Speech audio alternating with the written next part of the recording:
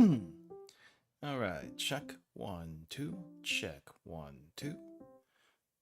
Mic seems working, sub seem working, the camera is cooperating, and so is the light that was flickering not too long ago. I seriously, that light I had to like make sure it was like plugged in and making sure it was not turning off, and it's like I don't know what's wrong with it. One of my lights likes to turn off because the connection is just not right for whatever reason. And I'm hoping I don't have to deal with that. Congrats on 777. Where's the money? Thank you. And no, I am broke. Did I tell you? Did I tell you that my personal allowance is in the negatives right now?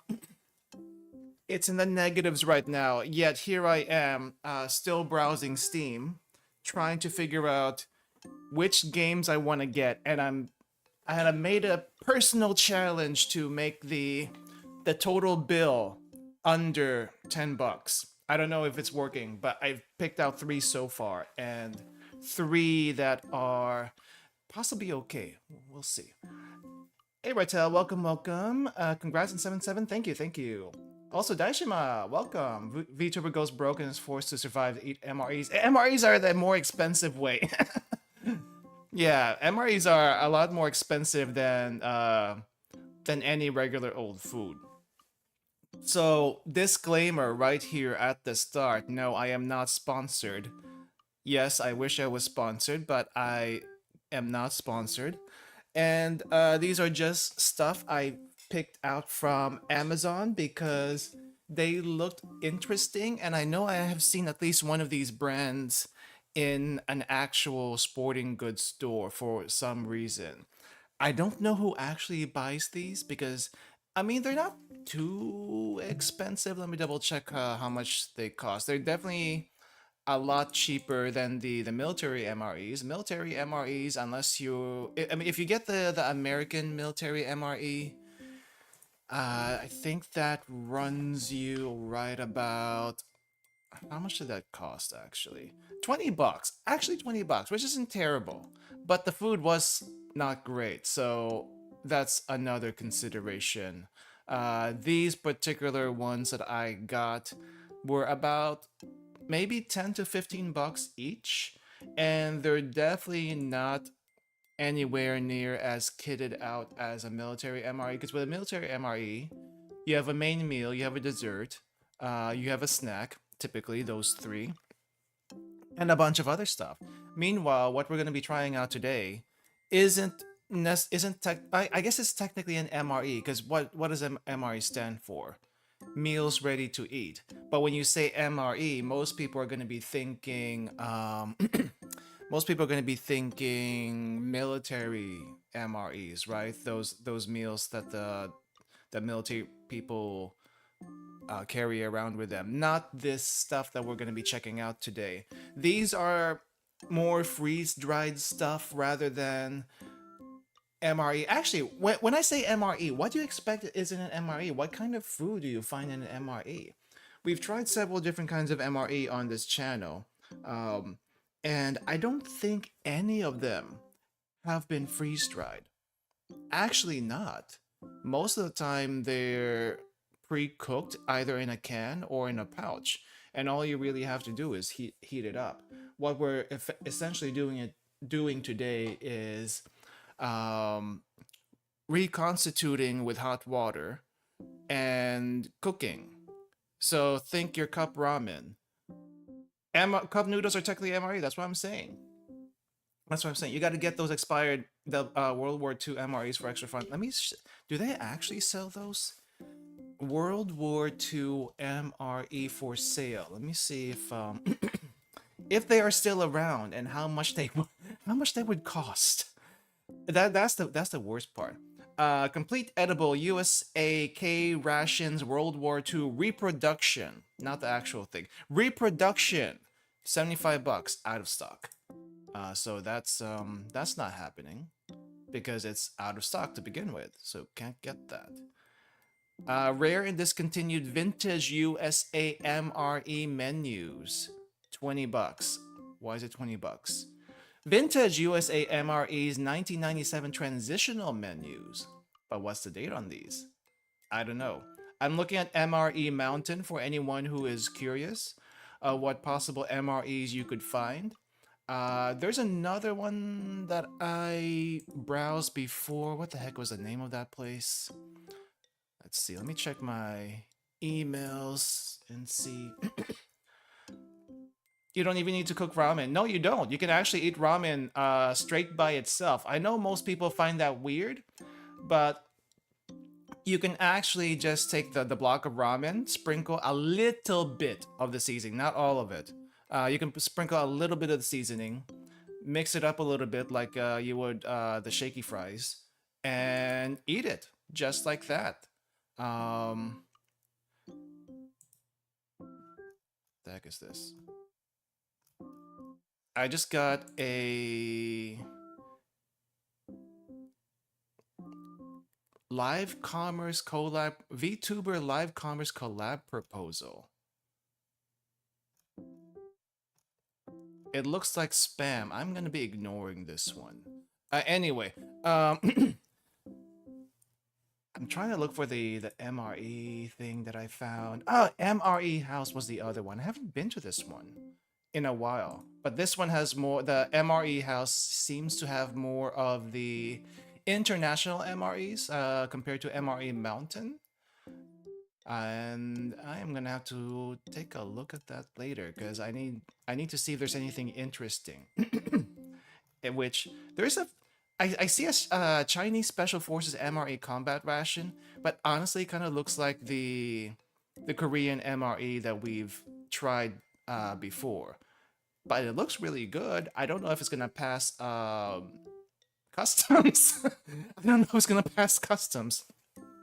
There's gigantic chunks of beef or pork apparently in these things, and you're not supposed to be able to get them from overseas, but sometimes they slip through if the dog doesn't sniff it well enough or if the scanners don't work. I don't know if they actually use scanners, but I know they use dogs. Actually, these past couple of trips, or maybe it was actually just last trip. It was, I think it was at least last trip.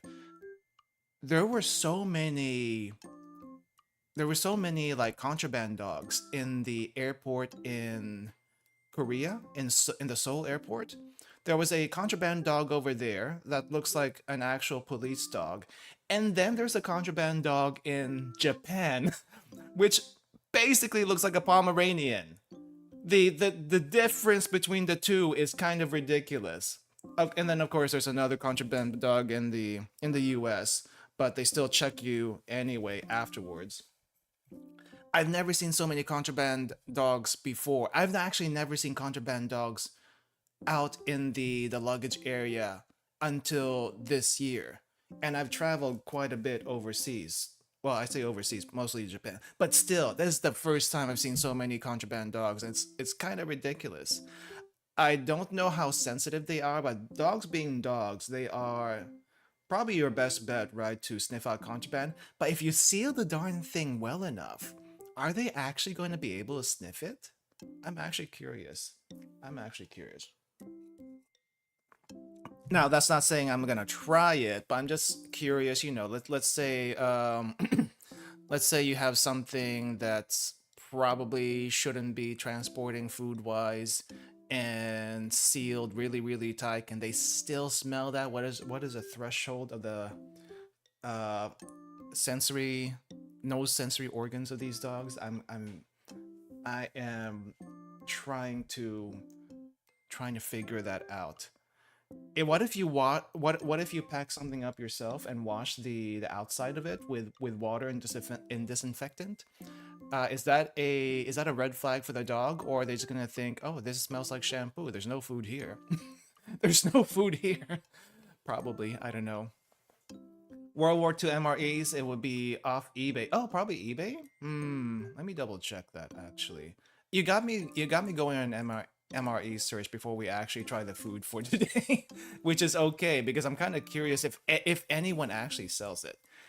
If anyone actually still sells it, it's either like the one I found, a reproduction, or probably there's not much left.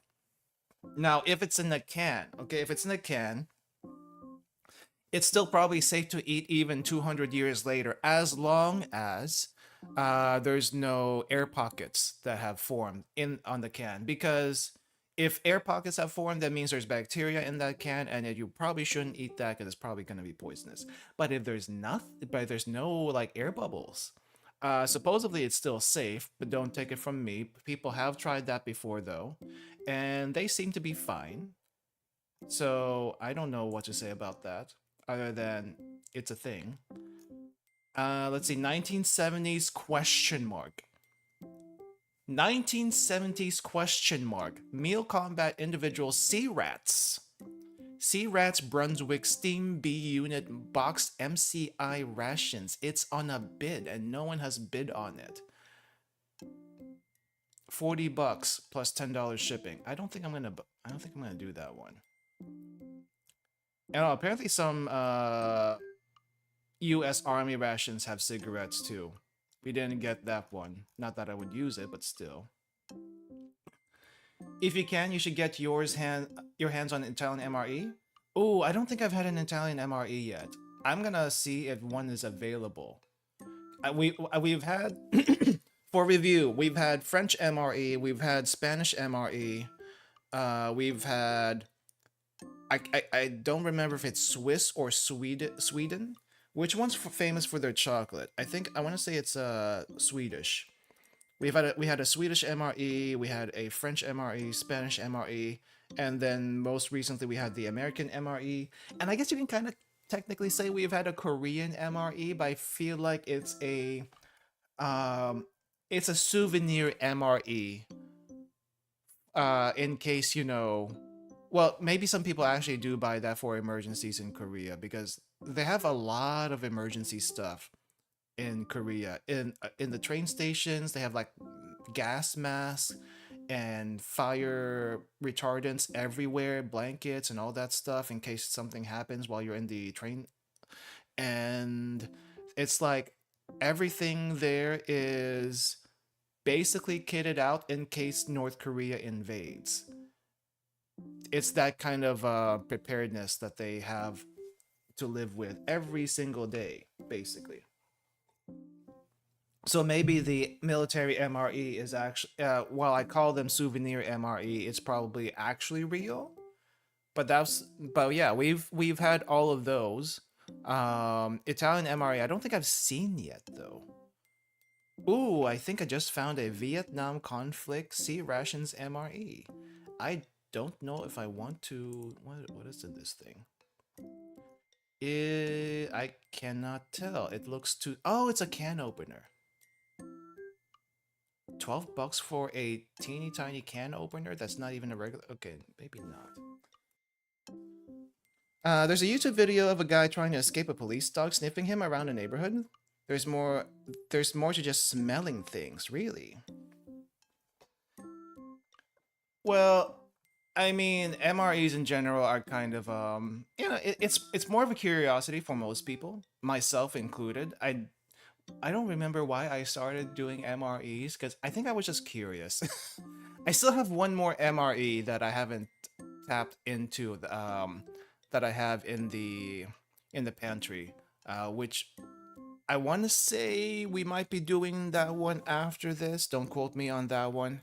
I've been avoiding opening the MRE for the longest time, but I think things have cooled down a little bit in the world. I don't know exactly. I haven't been paying attention to the news, so maybe it's okay to open now? Question mark. It's kind of a sensitive MRE, but at the same time, maybe it's not that bad. Maybe it's not as bad as I'm making out to be. We'll see.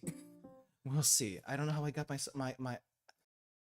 I don't know how I got my hands on it, but apparently the usual catchphrase is "it fell off a truck." Let's just say it fell off a truck. I think that's how we got on it. Anyway, anyway, so today we are going to be trying 3 different camping MREs. It's not cup ramen, but one of them I guess you can kind of put on the same level as cup ramen, and they do kind of take a while to cook from what I have seen on the packaging. Anywhere from 10 to 15 minutes, which is a little bit ridiculous compared to what I've usually seen. And I forgot one other thing to bring with the kit, but as you can see, we have 3 bowls over here because we have 3 different things we're going to be trying. And I don't think I'm going to be eating all of it, but you know, I mean, but at least one of these things is going to be lunch tomorrow. One of them I probably have to finish today because it's that kind of food. But anyway, I'm going to move over to the table and get a measuring cup because I forgot to get the measuring cup. Apparently you need cups for this one. Anyway, just a second.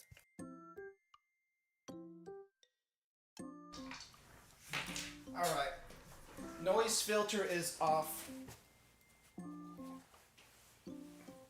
He's gonna go there for now. I need to get the measuring cup.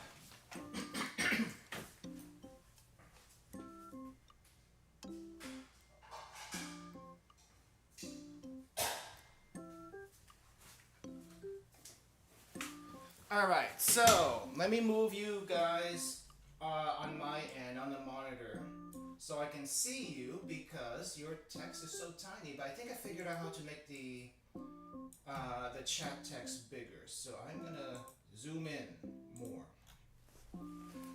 It's not gonna show on screen because there's just no way to show it on screen. Here is the cup I typically use for my tea. This is the tea cup.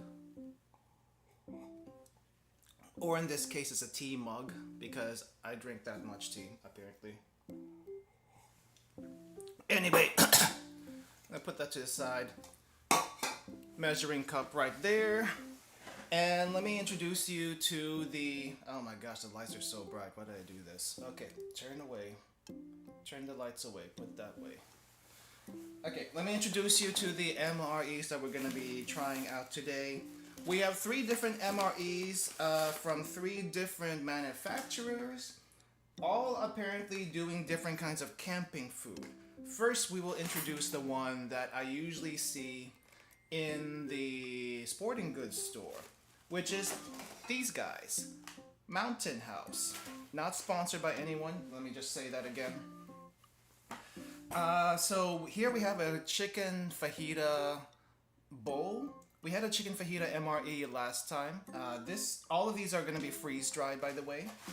They're all freeze dried. I'm hoping this is going to be better than the pre-cooked one that we had in the pouch.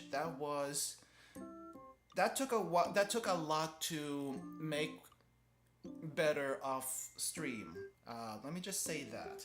This I don't feel like it's gonna be quite the same. It's probably not gonna be very saucy. Is my guess. I mean, chicken fajita bowls can be very saucy or, just medium moisture. I don't know what this is gonna be like. But here's the first one. They do a lot of also breakfast freeze-dried stuff. They do like scrambled eggs, bacon, sausage, and stuff. I decided not to try any of those, but maybe I should try at some point if this one is decent. But that's the first one. The second one, I don't think I've seen this in any stores, but the branding seems to be on point. This is Backpackers Pantry. They do a lot of other camping MREs, hiking MREs. Honestly, you don't need to get any of the MREs. Just pack some onigiri, pack some sandwiches. Though the sandwiches in onigiri is probably gonna get squished. It takes up a lot less space than. Well, this takes up. That doesn't. I mean, look at this. This is pretty thin. This doesn't take a whole lot of space either, but at least you don't need like hot water to reconstitute your sandwich. At least I hope not.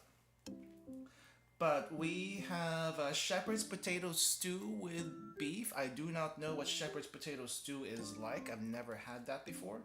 I have seen this same maker have a bunch of desserts also on their menu. I was kind of tempted to try that one, but I opted for this for now. And these people, I do not know, I have never heard of them. I just picked it up because they're promising chicken pho for their MREs, and it's kind of heavy. This is probably the heaviest out of all of them. It's still pretty thin though, but it is kind of bulky. And I mean, if you've had the instant noodles before, and there is instant pho. There is instant pho that you can get. I don't know if this is going to be better than that, but this is less bulky than the instant pho you would get from the grocery store. But you can probably still get it in this format. All you got to do is take the instant pho out of the packaging and put it in a plastic bag, because most of the time those instant pho stuff are in a bowl and not a what do you call this? Shrink wrap like you would from normal ramen. But I looked at the instructions for a lot of these, and I think this one in particular has the most it needs the most water. I probably should have set the hot water to boil, but there we go.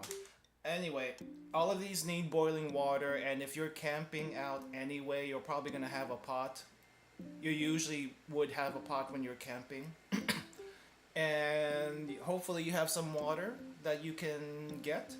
Either you packed it yourself, or there's a stream that you can like grab some water from and sanitize before you use it. Because for the most part, you're not supposed to drink stream water or river water directly. There could be a lot of stuff in there that's not safe to drink, and if you do drink them, you might have diarrhea for the next few hours. Let's just say that could happen.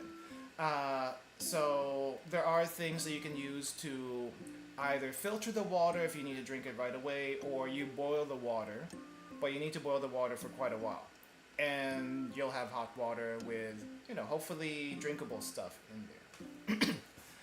But yeah, so you need hot water for all of these things. And the directions are anywhere from... So a lot of times it's like 1.5 cups of water for 2 of these things. which if you don't have a measuring cup like I do over here, we're going to be using a measuring cup for this stream. But if you don't have a measuring cup, which I don't think you would bring one while you're camping, you can use a mug or a cup. Some cups are like actually 240 ml, or some of them might be a little bit bigger, like this one. I think you can get the collapsible camping cups. The collapsible camping cups that might actually just be like 240 ml, so roughly 1 cup. Just base it off with whatever you got.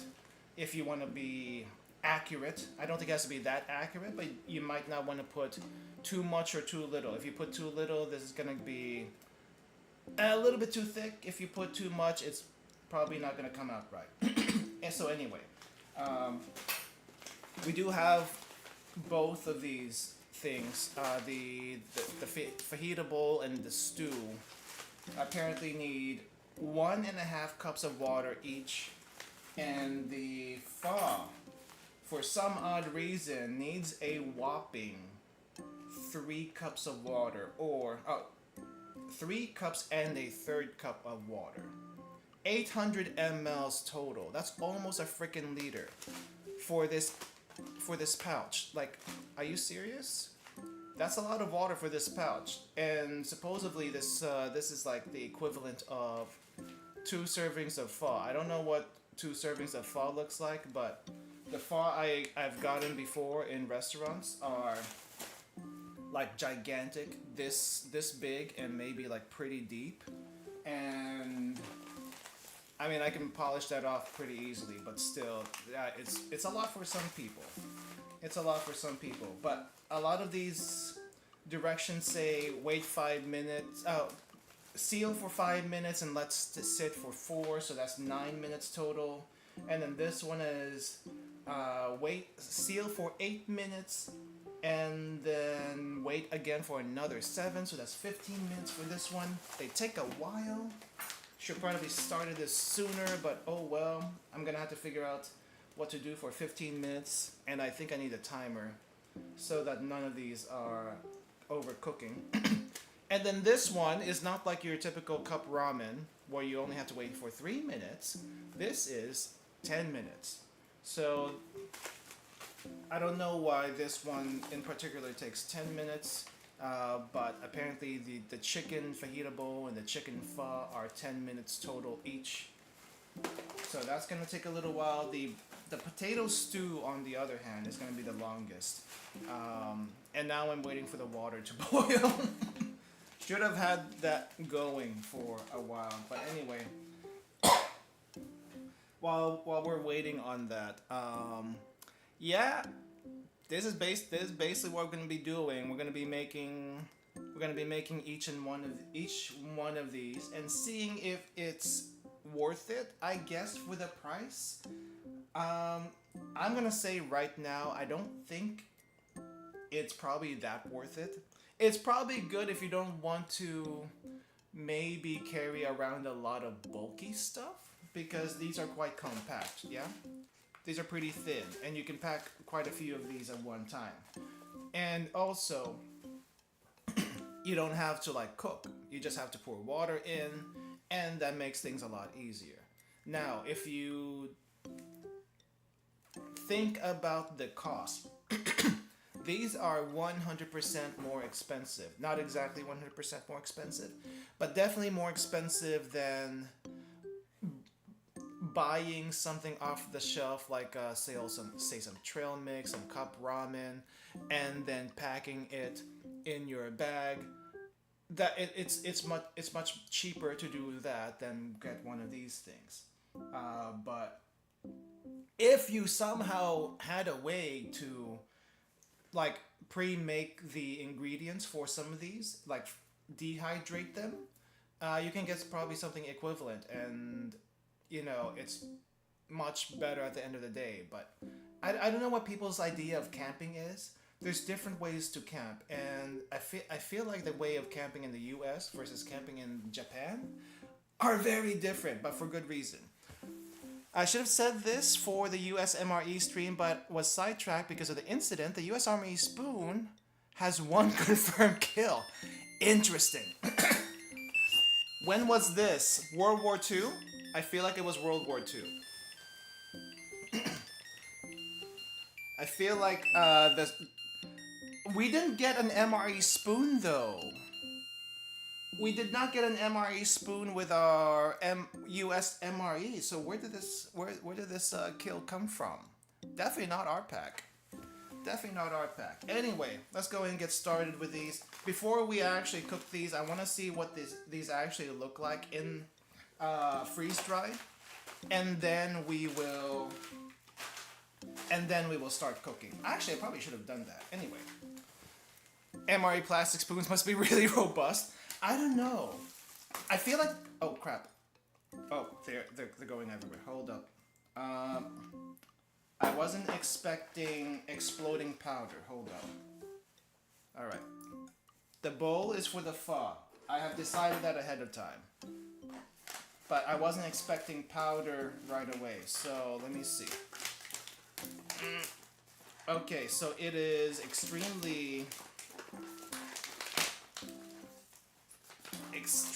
dusty. Powder everywhere. They should have probably had a warning for that one.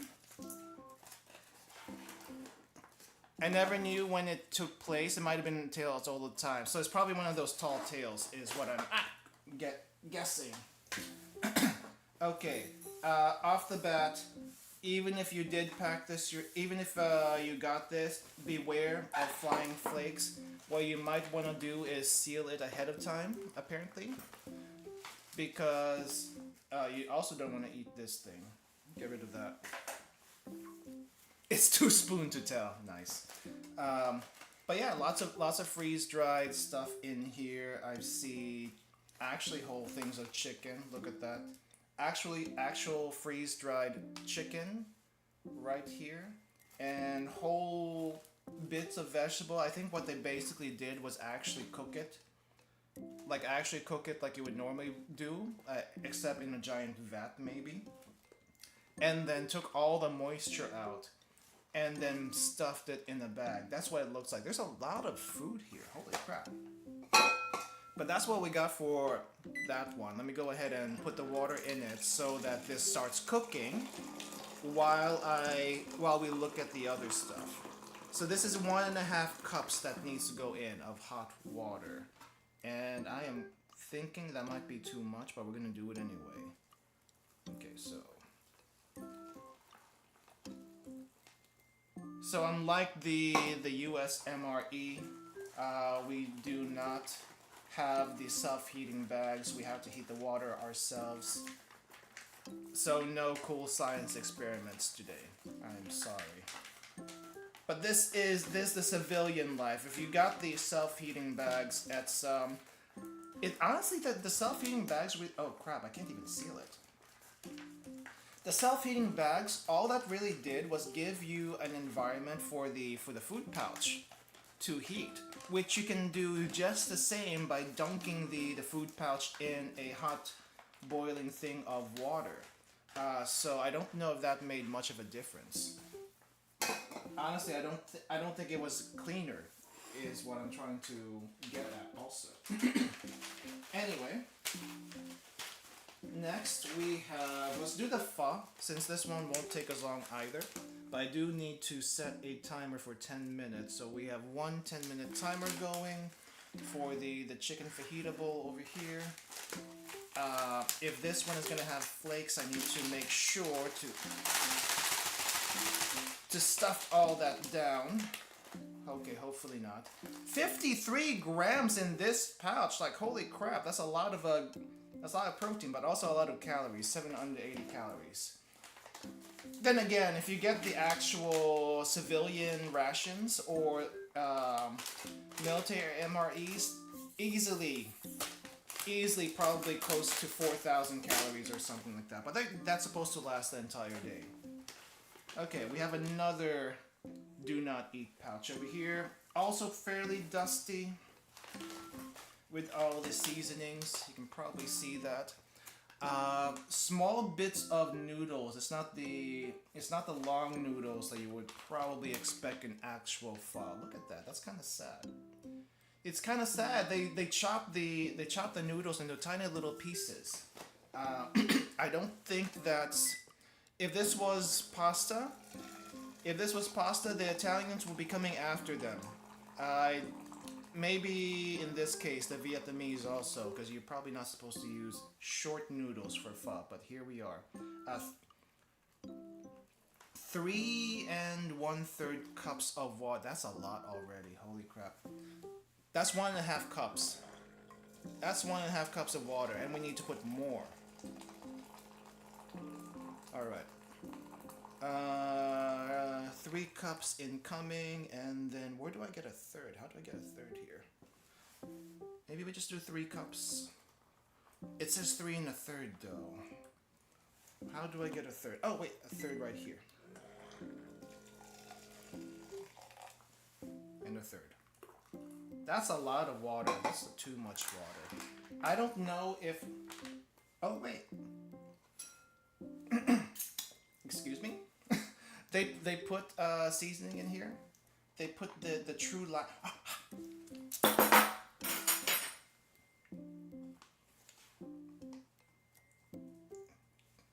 Kind of have to fish this out. I did not know this was here. I thought it was just the do not eat thing. But we got something else. Okay, seal that.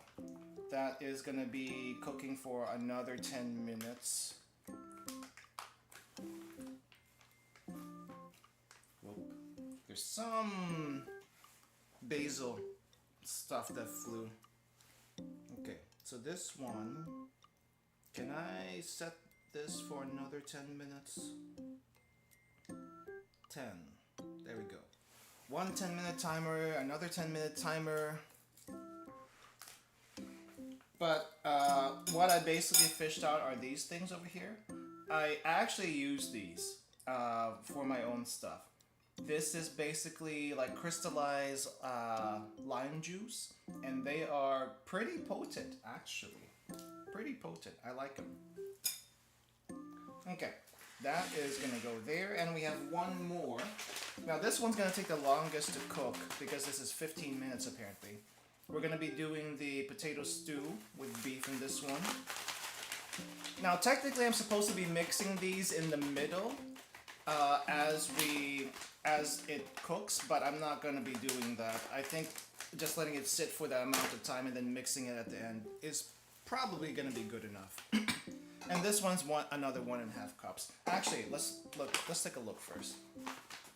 Let's take a look first. This is not as powdery. Actually, a lot cleaner than the other two as far as powder goes. But it's a little hard to see. Can you guys see what's in here? Can you see what's in there? It's a bunch of little potato flakes, and I guess the beef is tiny little things of beef. Peas, carrots.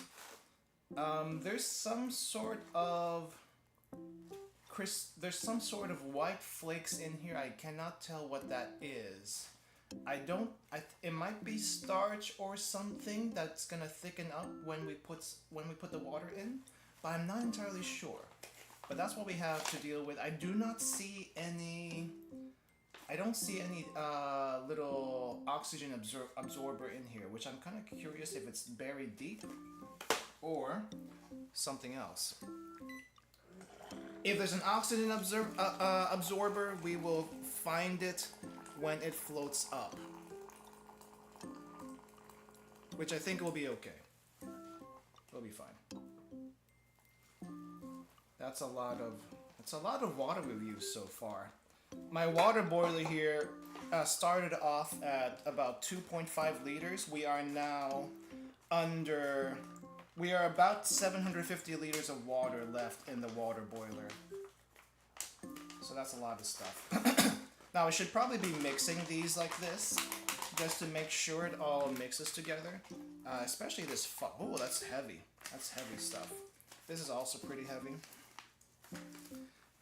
The seasoning into a tea bag. Well, the thing is, I could technically have left this in the fall bag, and it will probably still be fine. I probably would just have to like, is this plastic or is this paper?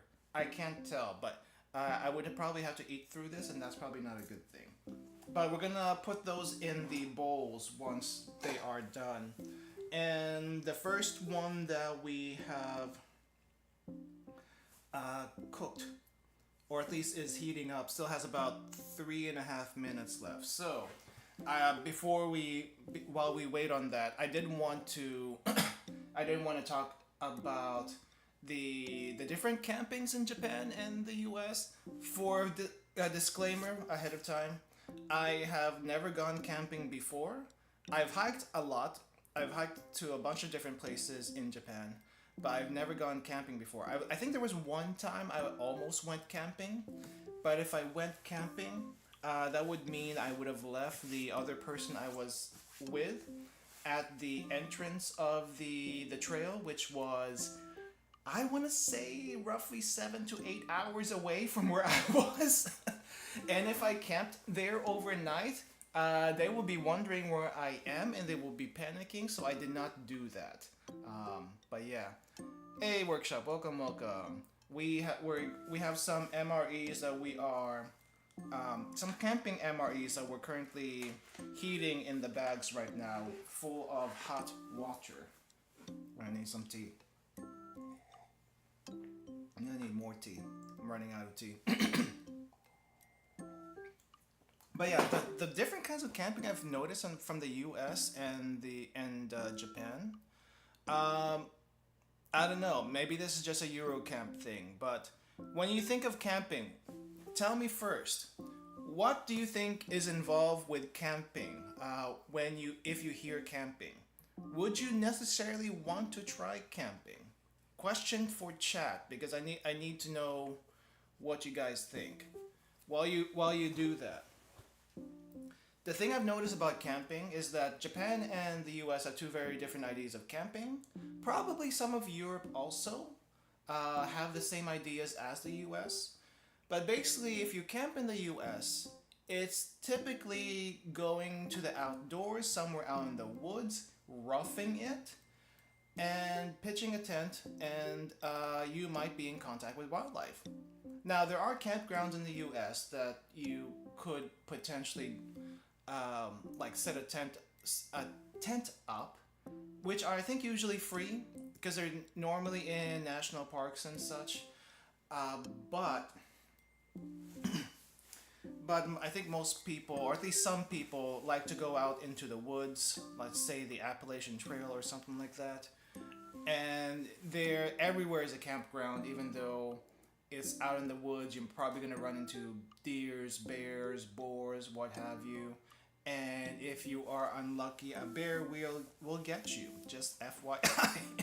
Just FYI. In Japan, though, camping is kind of closer to more like glamping, or they have actual glamping in Japan, because I've looked through listings in the booking websites, and yeah, they actually advertise glamping as one of the things they can do. One of the things you can do there. But if you've seen Eurocamp, you can kind of already guess it's not quite roughing it in the outdoors. It's more like you have to go to a campground and that's where you can camp. But after hiking through parts of Japan, I can probably say that is intended, because okay, that's what the chicken fajita bowl is done, but I'm gonna keep talking for a little bit. But that's kind of intended because if you try to camp in the wilderness in Japan, there's really not a whole lot of place. There's not a lot of room where you can actually do what you would probably consider camping in the U.S. Most of Japan is mountainous. There's not a lot of places that you can pitch a tent because it is very slopey or the trails are very small. So a little difficult to do in those situations. Now I'm sure there's probably some someplace off a not a camping trail that you can do that, but it's still, you still have to deal with slopes, you have to deal with um, you know, just not having a stable terrain basically to put a tent up or and do that kind of thing. So campgrounds are basically the main places you are gonna be able to camp in Japan if that's what you want. Now you can get a semi authentic, quote unquote, roughing experience camping uh, if you go to like a place that doesn't have like trailer parks or and that kind of thing. You basically bring your tent, you bring your stuff like you would do in Eurocamp, and you know, have a nice time in the campsites. Now most campsites in Japan though are owned by someone else, so you do have to pay like a fee to use them. So unlike in the US, I think it's mostly free. There might be some paid campgrounds in the US. I don't know though. But yeah. But so yeah, those are the two different ideas of camping that I've noticed between the two places. I just thought that was interesting though. I just thought that was interesting. Anyway, so the pho is almost done. Let's go ahead and take the chicken fajita bowl out first, and then we'll take the pho afterwards. I don't know if it's gonna fit in the bowl though. The shepherd's potato stew is gonna take a little bit longer. Okay, I think before we get this, actually no, they recommend to mix this in the bag before you eat it, but we're gonna pour it out and then mix it afterwards. I don't think that's gonna be such a big deal. So let me put that aside. So this is gonna be the chicken fajita, and it seems like there's a little bit of soup in here. Oh hot, oh hot, oh hot. It's a little bit of soup in here. So even though it didn't all mix, but then again I probably should have mixed it midway. You see, there's a little bit of dry spot here. That's a me problem. So you should probably actually follow the directions. You should actually probably follow the directions, mix in the middle so the rest of this stuff cooks. So what we're gonna do is go ahead and mix this now and let that sit for a little bit before we touch it, so that the part that wasn't quite hydrated hydrates. And it's a bit of a mess in here, but there's still some leftover stuff, I think. So it's alright. It's alright. Definitely mix it midway as they instructed. It's there for a reason. The instruction's there for a reason. I relate Japan more with hiking than with camping. Yeah, I like hiking in Japan. Hiking in Japan is actually pretty fun. And there's a lot of places where you can hike that's actually pretty interesting. Just make sure that you have enough food and water to do those hikes, because they tend to take a while. I think the shortest hike I've been in was maybe 4 to 5 hours round trip. There is a place near Tokyo called Mount Mitake, and 4 or 5 hours over there round trip from the start to coming back it's a nice hike overall. It's not a strenuous hike, but it's still 4 or 5 hours. There's now a lot of people probably may not consider the Inari Shrine, the Fushimi Inari Shrine near Kyoto, as a hiking spot, but it technically is one. Now there's the main road that goes up the Shrine Mountain where all the tourists go, and I think that one's also about a 4-hour round trip. Now that one's not too bad, but if there are a lot of stairs because it's going up, up, up, up, up. And if you're not particularly in shape, it can be a little strenuous. But saving grace, there is a part near the top, or at least midway up to the top, where you can rest, and there's a bunch of shops around. And so you can rest there, get some snacks, and then continue on your way on your hike back or go back down. But the nice thing about that place, other than the shops and just a place to rest, is that you can actually see quite a bit of Kyoto from that area. Now, if you don't want the tourist route in Fushimi Inari, there is another route just off the main trail that you can go to, and it's more rugged. Not a whole lot of people go there, and you might be able to find some interesting stuff. I didn't go far enough to be able to tell though, so I can't tell you what I found. But I can tell you the things I found were a bamboo forest that probably was a lot nicer than the one in Arashiyama, and a graveyard, and a neighborhood at the end of the trail because people live there. But there's another trail pass around the neighborhood too, so there's that. Anyway, let me pour out this this pho, and then we'll continue with that. Okay, so the pho has a lot of soup, so I need to be a little bit more careful with this, because this is essentially, oh my gosh, that's a lot. Oh, am I gonna be able, oh, am I gonna fit this? I don't think I'm gonna be able to fit this. Oh, wait. Oh, that's big. That's too much. Okay, no. We're still good. We're still good. The bowl was able to hold it. There was a reason why I used you. There was a reason why I used the ramen bowl for the pho. It's my biggest bowl. It can handle this just barely. I think I'm going to be finishing this, not on stream, but today. Because look at this thing. And also you don't want noodles to... You do not want noodles to sit for too long. The sad bit about this though is... Oh, it's blurry. Hold up. Why is it blurry? The sad bit about this though is that look at the noodles. They're so short. The noodles are so short. This is not how pho is meant to be. However, I do get it. Because for the most part, the people that this is marketed towards are...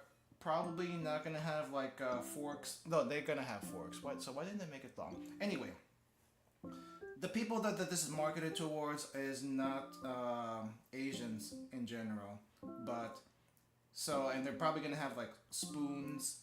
Maybe they have forks. Maybe they have chopsticks, but they made it short because the idea is to scoop this out from the pouch, not pour it out in the bowl like we have done here.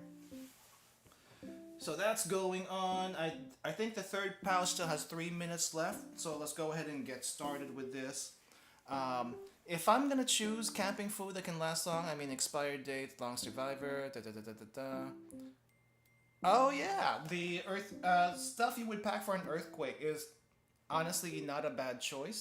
However, if you... I don't know how many people actually pack cans during camping though. I know some people do, but the thing with cans is you gotta make sure that you can carry that weight because cans do tend to weigh a lot. And how are you going to discard the cans? That's another thing. Just keep in mind when you're hiking or camping, whatever you bring, you need to take back with you. You can't just toss the trash out in the wilderness, out in nature. Don't do that. Do not do that. So you got to figure out how to discard them. Something like this, something with like a pouch, it's easy to put back into the bag. Meanwhile, if you have a can, even though the contents are gone and everything's lighter, you still have to take into consideration the shape of the can. That does not crush very easily unless it's aluminum, and most foodstuffs are not put in aluminum cans. They are metal, harder metal. Feel so bad for the shopkeepers. Imagine having to go up all the way to the spot to go to work every day. Honestly, I think they're used to it by now, but I do understand what you mean. Also, not hot tip. One thing I've noticed is that everything, the higher you go, tends to be more expensive. So even though you can get like ice cream, bowl of ramen, or udon midway up in Fushimi Inari, those are probably going to be a little bit more expensive than they would be at ground level because they do have to transport them up. Also, if there are vending machines up on that mountain, it doesn't matter if it's Fushimi Inari or Mount Fuji. Mount Fuji apparently has some vending machines. But the vending machines, the price of the drinks in the vending machine, the higher you go, the more expensive it'll be. Like, no joke. If a bottle of water, 500 mLs, if a 500 ml bottle of water is about 100 to 110, 20 yen at the bottom, it's probably gonna go as high as maybe 500 yen for that same bottle of water at the very top of the mountain if there's a vending machine there. There is inflation as you go higher. For good reason. For good reason. Okay, this last one is done. And let's move this really quick. That's a very full bowl. Everything is piping hot. Okay, so the last one doesn't look appetizing because I did not mix it. Look at that. Look at that mess. That's gonna look better once we mix it up. So hold on a second. I think that was potato starch. That were the white flecks that I saw. And what I should have done is actually mix it like the instructions said, because now we have like potato goop everywhere. They all look pretty decent except for this last one because it is potato. It is, what is it? Potato stew. Potato stew. I think there might still be some left in the pouch. Let me see. I got what I could. I can't scrape every little thing out, but we're gonna mix this up also. Oh, that's what I was afraid of.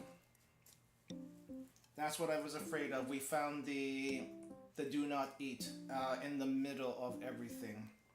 I'm hoping that doesn't affect anything with the food, but also there are some non-rehydrated stuff. This is very sticky.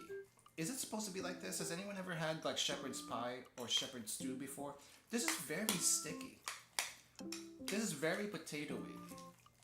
We're gonna let that sit a little bit longer because this also took the longest to cook, but also it seems like I need to mix it a bit more before actually. Holy crap, this is extremely sticky. This is almost like potato natto. Honestly, this basically potato natto. Look at the strands on this. I don't know if you can see the strands, but look at the strands on this. The strands are ridiculous. I don't think I've ever seen potato do that. Now, Japan has a sticky potato that does this, but I don't think I've seen. I think I've seen that in the US. That's kind of crazy, actually. Okay, so out of all these three so far, which would you pick just by looks alone? I do think the chicken fajita bowl, this one, is actually looks pretty good. The pho is very heavy, but it looks pretty good already. I'm gonna go ahead and put. Well, I was gonna put the lime juice in here, but we're gonna wait a little bit. Test it first without the lime juice, and then add the lime juice. The lime juice will make everything better. I want to see what this is without it first. And this is the least appetizing to look at, but this is probably also the one that's going to fill you up the most. Yeah, anyway, let's try the chicken fajita bowl. Already this looks much better than what we had in the American MRE. Look at all that veggies and the whole chicken. Let's try the whole chicken first. Actually not bad. It tastes a little bit overcooked, but not bad otherwise. The chicken fajita is a little bit I feel like there's not enough seasoning here. there's not enough seasoning. I put just enough water. There's not enough seasoning. It's a little bit on the thick side, sticky side, but that's not a bad thing.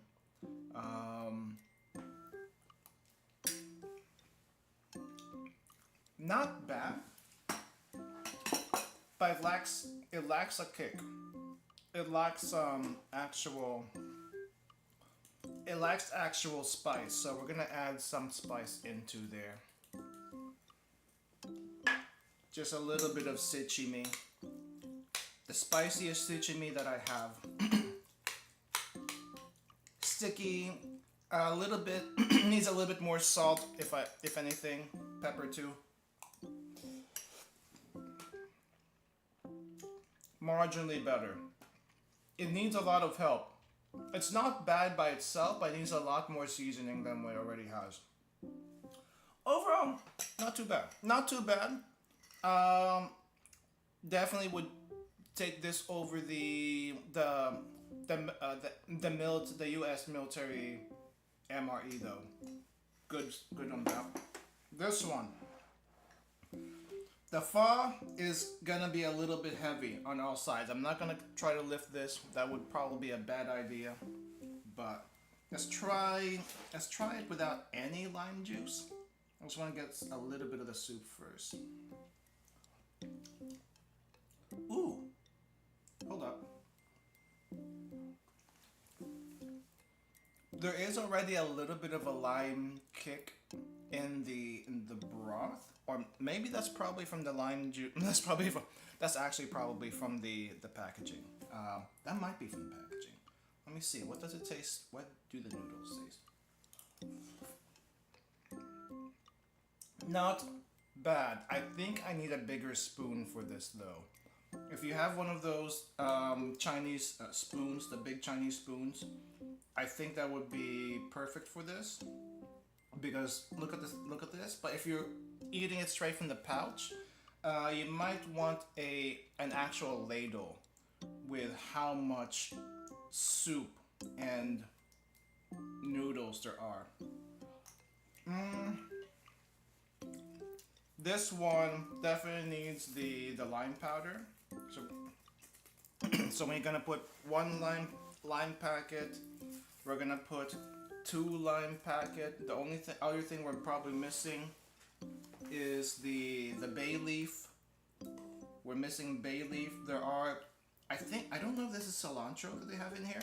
Let me look at the ingredients. The ingredients for that one: dark meat chicken, rice noodles, crystallized lime, sea salt, dried cilantro. It was cilantro. Dried shiitake mushroom powder, dried jalapeno, dried cloves, cinnamon, star anise. But it doesn't have bay leaves. Not bay leaves. Basil. That's what I'm thinking. Let me grab the basil from the kitchen. It's lacking without the basil.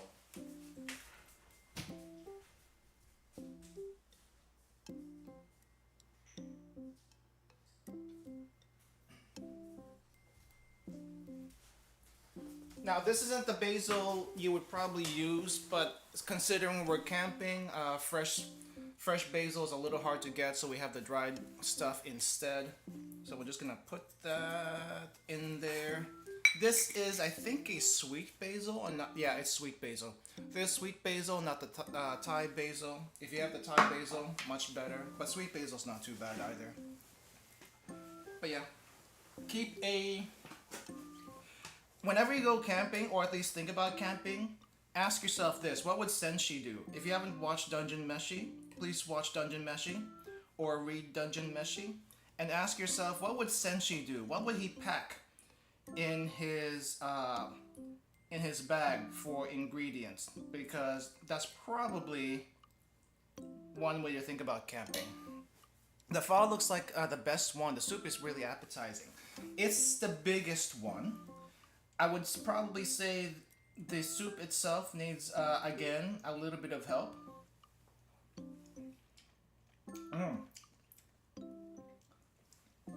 All I can taste is lime.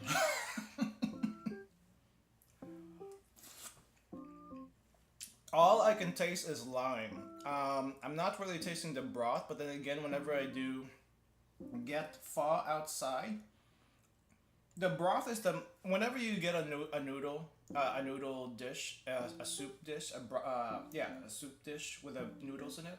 The broth is the main thing in the noodle dish. The noodles are fine. There's supposed to be chicken pho. I don't see any bits of chicken. If it is chicken, it's probably. I think there might be a little bit of shreds here. I'm not sure if you can see it. I can barely see it. The broth might be chicken, but I am not tasting chicken flavor in here. I see a lot of noodles though. And after putting 2 packets of crystallized lime juice, this is tasting more like a lime soup than it does actual pho. On the level of okay to pho, well bad to pho, this is not very pho. It just tastes like a random assortment of noodles with broth that claims to be pho and takes too much of the lime. Would not recommend it based on flavor alone, but if you want something heavy, I think this will do it. Just note it will use a lot of water. Flavor wise so far, this is the better one. It may not look like much, but this is the better one for flavor. This is the best one for bulk. Now let's look at this slop. Let's look at this sticky mess, which I don't even know how to even begin. It looks not something I would eat. This is something I would have probably expected in ye olde tavern in the Middle Ages, like one of those poor towns in the middle of nowhere. But you need something to eat. This is what they serve you. This is what they serve you in ye tavern. And it better be good because it looks not very appetizing. There's no shape or form. There are vegetables, there are meat in here, no doubt. But this is basically potato mash, not a stew. This is potato mash, masquerading as a stew. I used the water. But by the way, I used the amount of water they said, 1.5 cups. I don't know if I should have used more, but I probably shouldn't have. And I didn't. But it's very sticky just by looking at it. I'm very curious about this. Bucket of wet slop. It's not even. Is it wet? It's moist. It's not wet, but it's moist. Okay. Maybe this will taste better than it looks. Let's see.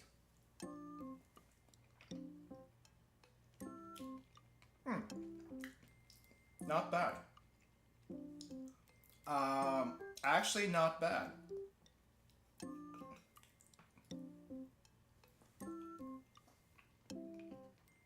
The texture is probably a little bit too sticky for my liking. And if you serve this to me and I judge it by its looks, I would say, what the heck did you just give me? But after eating it, I'm like, hey, you know what? I could eat this. I could eat this. It needs a little bit of seasoning though to really kick it up a little bit. Let's put some pepper in there. I don't think this needs basil, but it needs pepper.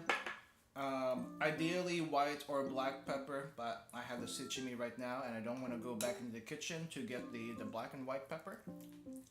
It's very thick though. So you're gonna have a heck of a time cleaning up your utensils. Look at this stuff. That's sticking like crazy. But it's not bad. Edible.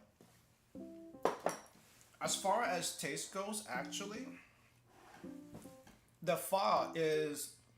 I don't want to use the term worst tasting, but it definitely has the least flavor out of the 3, and I don't know if it's because of the lime juice or just the chicken flavor was not strong enough. But all three of these, even this mess over here, is still better than that military MRE we had a couple of weeks ago. 100%. I would take this over the other thing.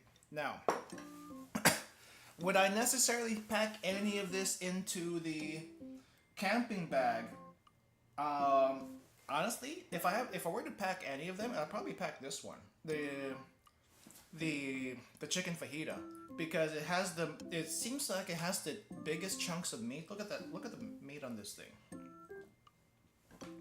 Big whole chunks of chicken. A little overcooked, but has the biggest chunks of chicken. Decently flavored. Just add a little bit more spice to it if that is what you're up to. Maybe even a little bit of salt. But this has the biggest chunks of meat. The vegetables actually look whole. The rice may be a little bit mush, but it's not too mushy. This one is not bad for flavor and bulk, but holy crap, this is sticky as heck. And while I would not mind packing this, it would not be my first choice unless I had like an extra chicken bouillon or beef bouillon with me to sprinkle in here to make that a little bit stronger. Also, I don't like potatoes too much. So yeah, I guess if you're a potato lover, go with this. But the beef chunks are not very big. The pho was a good novelty, but I just taste lime and maybe cilantro, and the noodles are not what I would expect. Like, it's good for bulk, but flavor-wise, I would not do it. But I'm still probably going to finish this one tonight because you don't want to let the noodles soak overnight. Meanwhile, one of these other two is going to be lunch tomorrow. And the other one's probably going to be dinner. Or lunch the next day. I haven't decided yet. But one of these is going to be lunch tomorrow. This is fine dining if we're talking space food. True! It's actual space food. I don't know what actual space food is these days. I haven't seen the NASA live streams. They do live streams, right? Or at least they have some recordings on YouTube somewhere. I haven't seen those recently. It looks fun to eat in space, but at the same time, the quality of food, it cannot be the same quality of food as you have on the ground. Because on that space station, it's a lot of sensitive equipment that needs to work in that environment. And if any of that food particles gets into the instruments,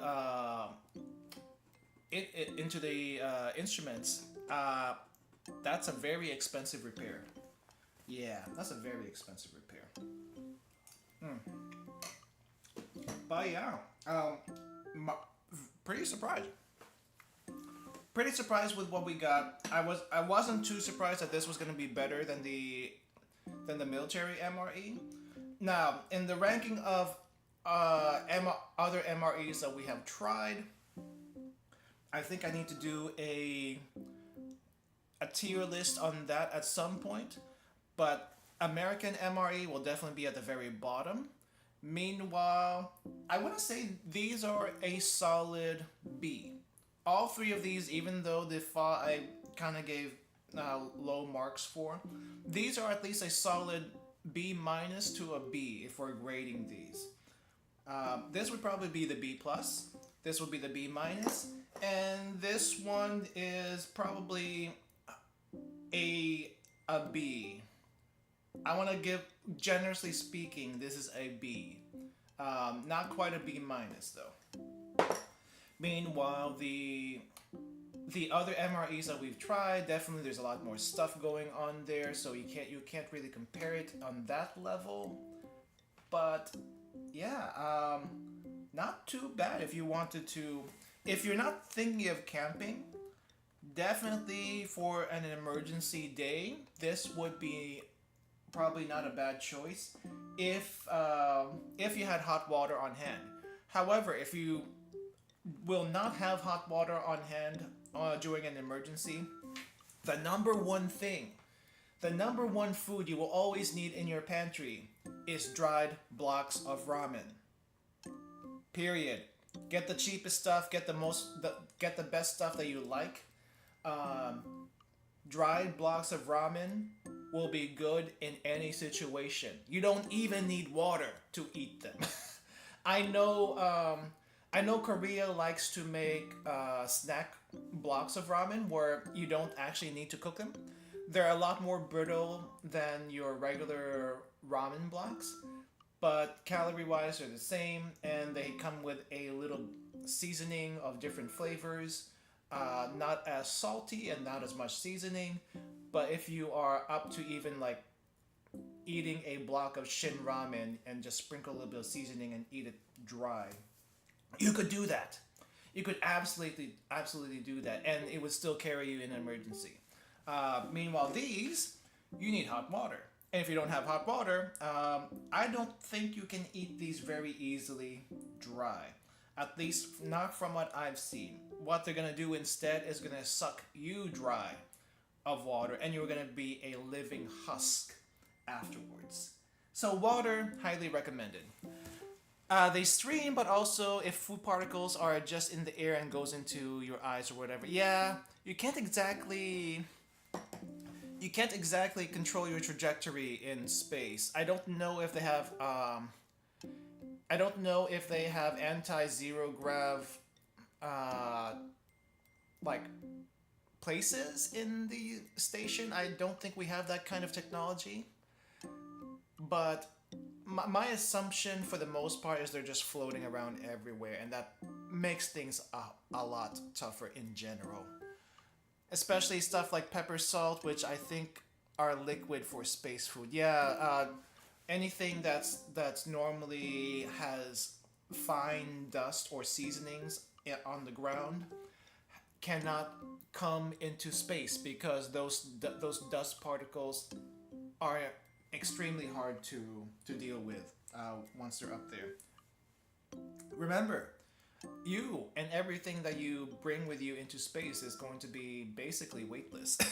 Actually, you are weightless. I don't know if anyone here is interested of going to space ever, but I myself do not have that. I rather stay on Earth. I rather stay on Earth. I like flying. I like traveling on airplanes. Uh, but I do not like the weightlessness that comes from space or simulating weightlessness in space. I'm okay in the pool. Like if you go in the pool, supposedly that is good space training for actually being in space. But if you go into, well, I think the closest you will get to weightlessness is that split second in a amusement park ride, either the dropping elevator bit or the roller coaster. The split second where you transition from rising to falling, that is weightlessness. Now that's a little bit different from actually being in space because the weightlessness in space is constant and you're not being pulled down by gravity. But still, the idea is there. I think there is a special flight somewhere that costs a buttload of money where they actually take you into a plane and they take you into subspace or close to subspace as possible, and they go up and down. Wait, they go up and down that area, and you can feel the weightlessness of space in those intervals. I don't know where it is. I just heard about it, but I know it costs way too much to even try unless you really, really want to do that. But hey, that's an option if you, since most people can't even go to space right now. Even if you're a billionaire, you can't just go into space. We don't have space tourism yet. The day we get space tourism, I feel like it's gonna be an interesting time, and I will not be participating. I will not be participating. I think the only way we can make artificial gravity is if we make a force that goes 9.8 meters per second. Isn't there like a theoretical thing where isn't there like a theoretical thing like they did in oh, was it Dune? Was it Dune or was it something else? I know there's a thing where there's like a ring around a pole. So let's say this is the pole, and there's a ring that keeps turning and turning and turning, and that's where you simulate the gravity. But I think it has to be like ridiculously big to be able to spin around at that constant rate to simulate gravity, and we don't have the technology right now to even be able to do it. Otherwise, trying to make a thing to just say gravity on isn't really a thing yet. Or I don't know how you would even do that, because gravity is not something we can really manipulate. To manipulate gravity, you need something extremely massive. As far as that we know, we need something extremely massive or a rotation fast enough to simulate gravity. So, parabolic flight that gives you around less than 30 seconds of 0G, that is not worth it. 30 seconds? And for how much? I'm assuming like thousands of dollars. That's not worth it unless you're super rich. Even then, I wouldn't do it if I was super rich. I have other things I could spend money on, like expensive dinners in Japan. I've never had the expensive sushi, kaiseki sushi, omakase sushi in Japan. I want to try that at least once. But the wait list is ridiculous. The price isn't too bad if you think about it.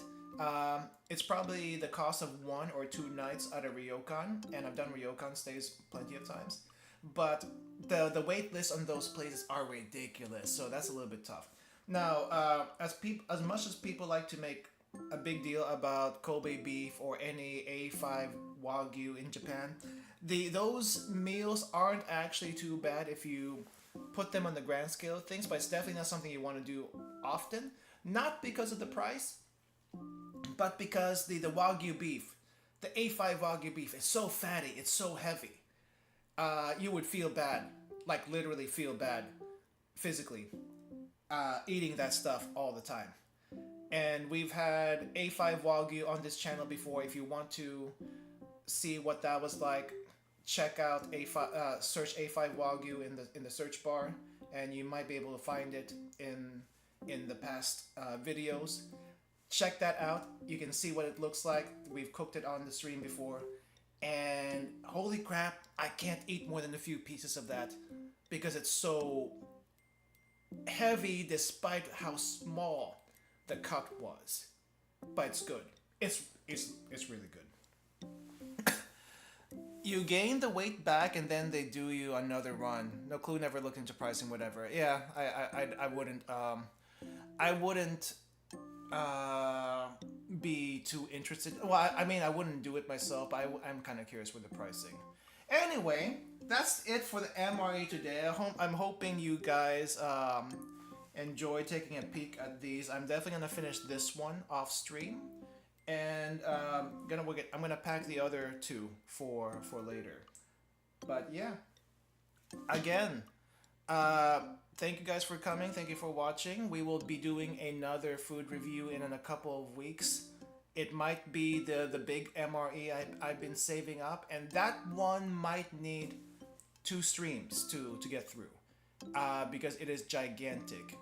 So look forward to that. I'm hoping that stream will be fine once we get to it. But look forward to that stream. It's probably gonna take 2 streams to finish, depending on how much actual stuff is in there. It was pretty big.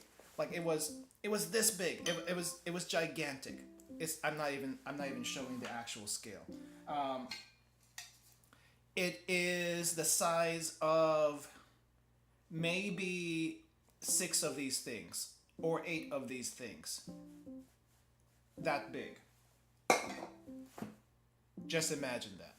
Anyway, again, thank you all for coming. Thank you all for watching. I will see you all next time. We will have Blue Archive tomorrow. We'll be continuing our... No, we're not continuing our Blue Archive story tomorrow. We are doing the event. We're doing the Blue Archive event tomorrow. Camping event. Camping food today, and then camping event in the game tomorrow. So yeah. All right, I'll see you guys later. Thank you for coming again, and thank you for 777 subs. And I'm hoping we can get into I hope we can get to 1,000 by the end of the year. I'm hoping. We'll see. All right, bye-bye, everyone. See you later.